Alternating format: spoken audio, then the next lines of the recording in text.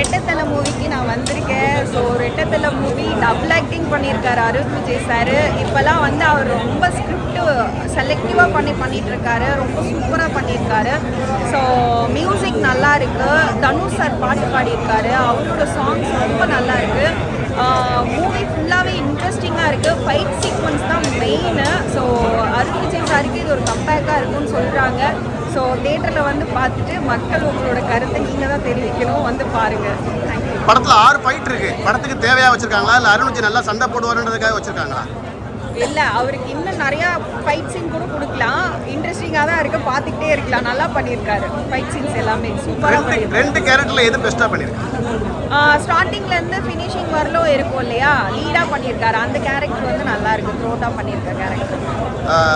3வது double action படம், அதாவது ஏற்கனவே 2 படம் பண்ணிட்டா 3வது படம். அந்த 2ஐ விட இது பெஸ்ட்டாக இருக்கா இல்லை அதை விட பெஸ்ட்டாக இருக்கா? நான் இதுதான் பார்த்தேன். ரொம்ப நாளைக்கு அப்புறம் அவரோட மூவி இப்போ ரிலீஸ் ஆகி இதுதான் பார்க்குறேன். ஸோ இந்த படம் வருதுதான். ரெட்டத்தலைன்ற நேமுக்கு தகுந்த மாதிரி தான் அவர் பண்ணியிருக்காரு. ஸோ அழகாக காமிச்சிருக்காங்க அவரோட ஃபைட் சீக்வன்ஸ் தான் சூப்பராக இருக்குது. ரொம்ப நல்லா இருக்குது. பாடல்கள்லாம் எப்படி இருக்கு?